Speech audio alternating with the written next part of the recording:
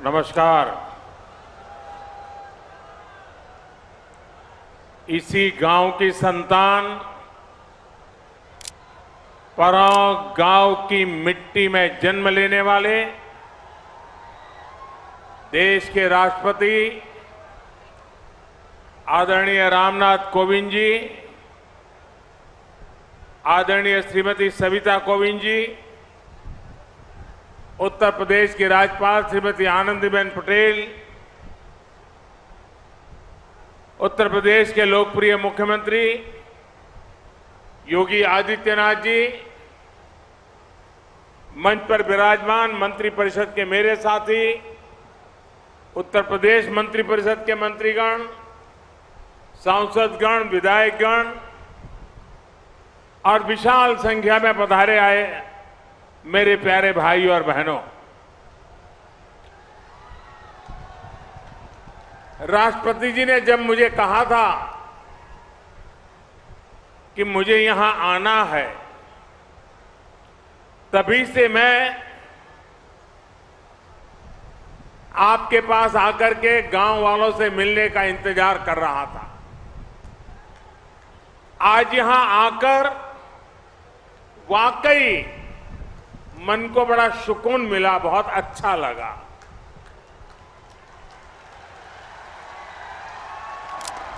इस गांव ने राष्ट्रपति जी का बचपन भी देखा है और बड़े होने पर उनको हर भारतीय का गौरव बनते भी देखा है। यहां आने से पहले राष्ट्रपति जी ने मुझसे इस गांव से कई यादें साझा की। मुझे पता चला कि 5वीं के बाद जब उनका दाखिला 5-6 मील दूर के गांव में करा दिया गया था, तो नंगे पांव स्कूल तक दौड़ते हुए जाते थे। और ये दौड़ सेहत के लिए नहीं होती थी, ये दौड़ इसलिए होती थी कि गर्मी से तपती हुई पगडंडी पर पैर कम झले। सोचिए, ऐसी ही तपती दोपहरी में 5वीं में पढ़ने वाला कोई बालक नंगे पांव अपने स्कूल के लिए दौड़े जा रहा है।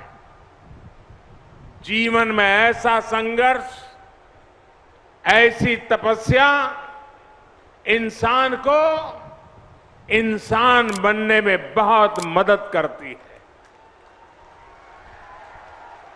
आज राष्ट्रपति जी के गांव में आने का यह अनुभव मेरे लिए जीवन की एक सुखद स्मृति की तरह है। भाइयों और बहनों, जब मैं राष्ट्रपति जी के साथ विभिन्न स्थानों को देख रहा था, तो मैंने परोक्ष में भारतीय गांव की कई आदर्श छवियों को महसूस किया। यहां सबसे पहले मुझे पथरी माता का आशीर्वाद लेने का अवसर मिला। ये मंदिर इस गांव की, इस क्षेत्र की आध्यात्मिक आभा के साथ साथ एक भारत श्रेष्ठ भारत का भी प्रतीक है। और मैं कह सकता हूं कि ऐसा मंदिर है जहां देवभक्ति भी है, देशभक्ति भी है। और मैं देशभक्ति इसलिए कह रहा हूं कि राष्ट्रपति जी के पिताजी की सोच को मैं प्रणाम करता हूं, उनकी कल्पना शक्ति को प्रणाम करता हूं। वे अपने जीवन में तीर्थाटन करना, अलग अलग यात्रा स्थानों पर जाना, ईश्वर के आशीर्वाद लेना, इसके लिए कभी घर से निकल जाते थे, कभी बद्रीनाथ गए, कभी केदारनाथ गए, कभी अयोध्या गए, कभी काशी गए, कभी मथुरा गए, अलग अलग स्थान पर गए। उस समय की उनकी आर्थिक स्थिति ऐसी नहीं थी कि गांव के सबके लिए वहां से कोई प्रसाद ले आए, पूरे गांव को कुछ बांट सके। तो उनकी कल्पना बड़ी मजेदार थी कि वो उस तीर्थ क्षेत्र से, उस मंदिर परिसर से एक आध पत्थर ले आते थे और पत्थर यहां पेड़ के नीचे रख देते थे और उस पवित्र स्थान से पत्थर आया है, हिंदुस्तान के कोने कोने से पत्थर आया है, इसके प्रति एक भाव जग जाता था और गांव वालों ने उसे मंदिर के रूप में पूजा की कि ये फलाने इलाके का पत्थर है, उस फलाने मंदिर के इलाके का पत्थर है, ये फलानी नदी के पास का पत्थर है। इसलिए मैं कहता हूं कि इसमें देव भक्ति भी है और देशभक्ति भी है। राष्ट्रपति जी के पिताजी इस मंदिर में पूजा किया करते थे। इस पवित्र मंदिर के दर्शन करने में स्वाभाविक है कि मेरे मन में अनेक प्रकार के विचार मंडरा रहे थे और मैं अपने आप को धन्य पाता हूं कि मुझे उस मंदिर के दर्शन करने का अवसर मिला है। साथियों, परों की मिट्टी से राष्ट्रपति जी को जो संस्कार मिले हैं उसकी साक्षी आज दुनिया बन रही है। और मैं आज देख रहा था कि एक तरफ संविधान, दूसरी तरफ संस्कार, और आज गांव में राष्ट्रपति जी ने पद के द्वारा बनी हुई सारी मर्यादाओं से बाहर निकल करके मुझे आज हैरान कर दिया। वे स्वयं हेलीपैड पर रिसीव करने आए। मैं बड़ी शर्मिंदगी महसूस कर रहा था कि वो उनके मार्गदर्शन में हम काम कर रहे हैं। उनके पद की एक गरिमा है, एक वरिष्ठता है। मैंने कहा, राष्ट्रपति जी आपने मेरे साथ अन्याय कर दिया आज। तो उन्होंने सहज रूप से कहा कि संविधान की मर्यादाओं का पालन तो मैं करता हूं, लेकिन कभी कभी संस्कार की भी अपनी ताकत होती है। आज आप मेरे गांव में आए हैं, मैं यहां पर अतिथि का सत्कार करने के लिए आया हूं। मैं राष्ट्रपति के रूप में नहीं आया हूं। मैं इस गांव के एक बच्चे के रूप में, जहां से जिंदगी शुरू हुई, उस गांव के नागरिक के रूप में मैं आज आपका स्वागत कर रहा हूं। अतिथि देवो भव के संस्कार भारत में किस प्रकार से हमारी रगों में पहुंचे हैं, उसका उत्तम उदाहरण आज राष्ट्रपति जी ने प्रस्तुत किया। मैं राष्ट्रपति जी को आदरपूर्वक प्रणाम करता हूं। राष्ट्रपति जी ने अपने पैतृक आवास को मिलन केंद्र के रूप में विकसित करने के लिए दे दिया था। आज वो विमर्श और ट्रेनिंग सेंटर के तौर पर महिला सशक्तिकरण को नई ताकत दे रहा है।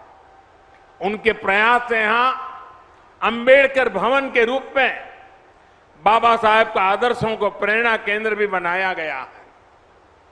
मुझे विश्वास है भविष्य में प्रमुख आपके सामूहिक प्रयासों से विकास के रास्ते पर और भी तेजी से आगे बढ़ेगा और देश के सामने ग्रामीण विकास का मॉडल पेश करेगा। साथियों, हम कहीं भी क्यों न पहुंच जाए, बड़े बड़े शहरों या दुनिया के किसी भी कोने में क्यों न बस जाए, अगर हमने अपने गांव को जिया है तो हमारा गांव हमारे भीतर से कभी नहीं निकलता है। वो हमारी रगों में बस जाता है, वो हमारी सोच में हमेशा रहता है। हम इसलिए कहते हैं कि भारत की आत्मा गांव में बसती है, क्योंकि गांव हमारी आत्माओं में बसता है। आज जब देश अपनी आजादी का अमृत महोत्सव मना रहा है, तो ग्रामीण भारत के लिए, हमारे गांवों के लिए, हमारे सपने और भी महत्वपूर्ण हो जाते हैं। हमारे स्वाधीनता संग्राम के दौरान महात्मा गांधी भारत की आजादी को भारत के गांव से जोड़कर देखते थे। भारत का गांव यानी जहां आध्यात्म भी हो, आदर्श भी हो। भारत का गांव यानी जहां परंपराएं भी हो और प्रगतिशीलता भी हो। भारत का गांव यानी जहां संस्कार भी हो और सहकार भी हो, जहां ममता भी हो और समता भी हो। आज आजादी के अमृतकाल में ऐसे ही गांवों का पुनर्गठन, उनका पुनर्जागरण, ये हमारा कर्तव्य है। आज इसी संकल्प को लेकर देश गांव, गरीब, कृषि, किसान और पंचायती लोकतंत्र के विभिन्न आयामों में काम कर रहा है।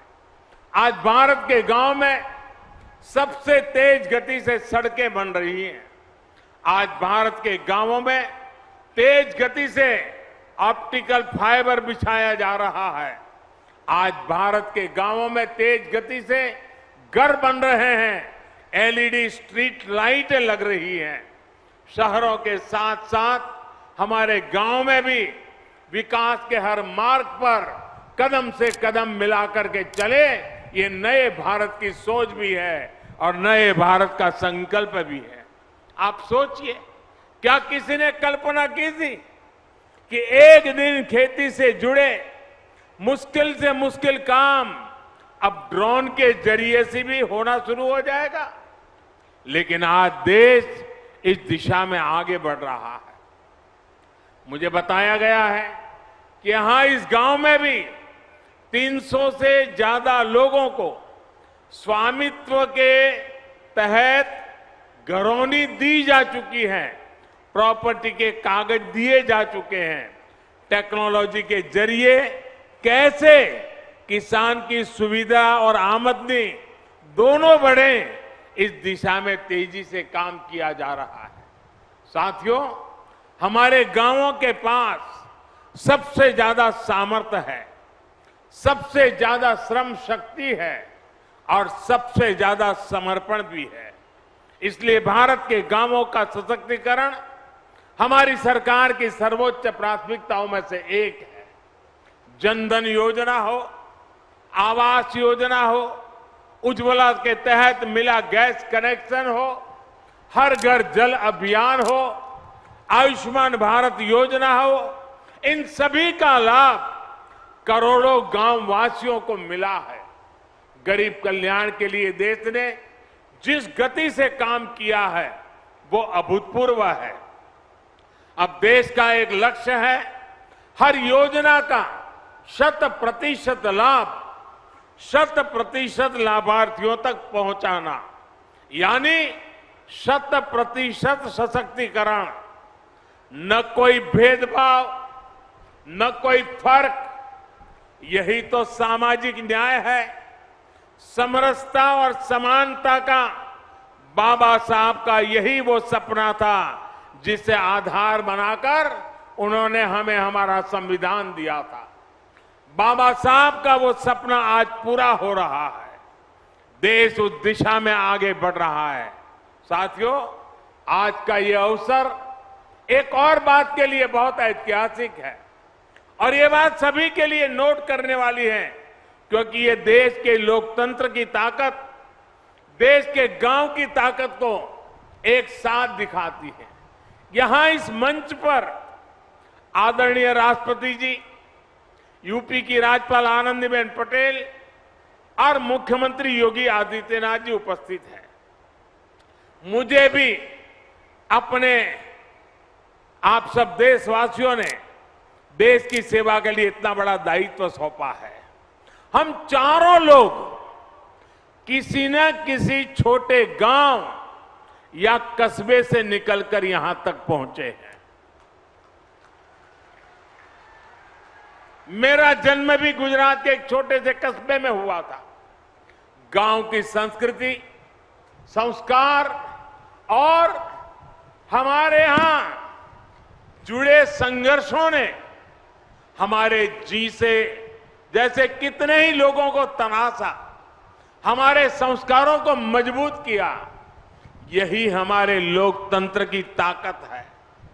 भारत में गांव में पैदा हुआ गरीब से गरीब व्यक्ति भी राष्ट्रपति, प्रधानमंत्री, राज्यपाल, मुख्यमंत्री के पद तक पहुंच सकता है। लेकिन भाइयों और बहनों, आज जब हम लोकतंत्र की इस ताकत की चर्चा कर रहे हैं तो हमें इसके सामने खड़ी परिवारवाद जैसी चुनौतियों से भी सावधान रहने की जरूरत है। ये परिवारवाद ही है जो राजनीति ही नहीं बल्कि हर क्षेत्र में प्रतिभाओं का गला घोंटता है, उन्हें आगे बढ़ने से रोकता है। वैसे साथियों, मैं जब परिवारवाद के खिलाफ बात करता हूं तो कुछ लोगों को लगता है कि ये राजनीतिक बयान है। मैं किसी राजनीतिक दल के खिलाफ बात कर रहा हूं, वैसा प्रचार होता है। मैं देख रहा हूं कि जो लोग परिवारवाद की मेरी व्याख्या में सही बैठते हैं वो मुझसे भड़के हुए हैं, गुस्से में हैं। देश के कोने कोने में ये परिवारवादी मेरे खिलाफ अब एकजुट हो रहे हैं।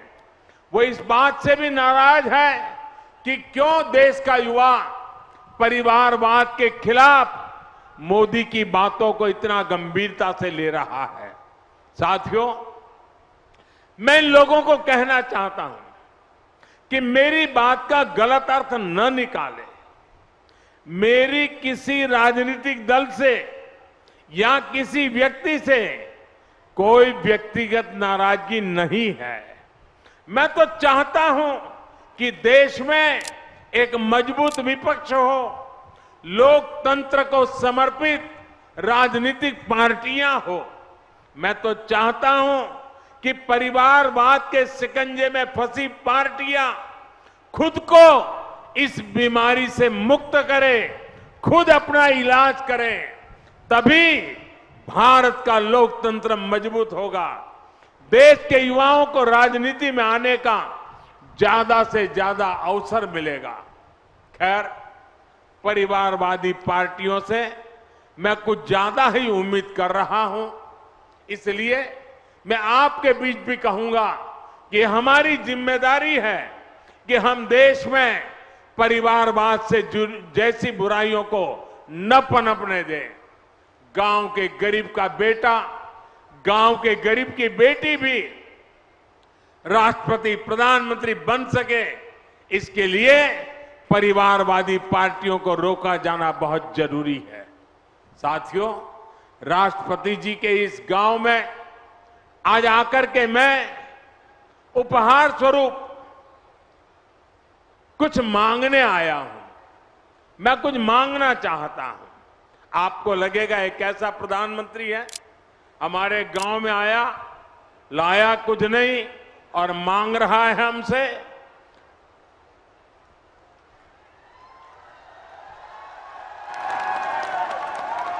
मैं मांग रहा हूं, आप दोगे ना? मैं गांव से मांगूंगा तो मिलेगा ना? जिन जिन गांवों से लोग आए वो भी देंगे ना?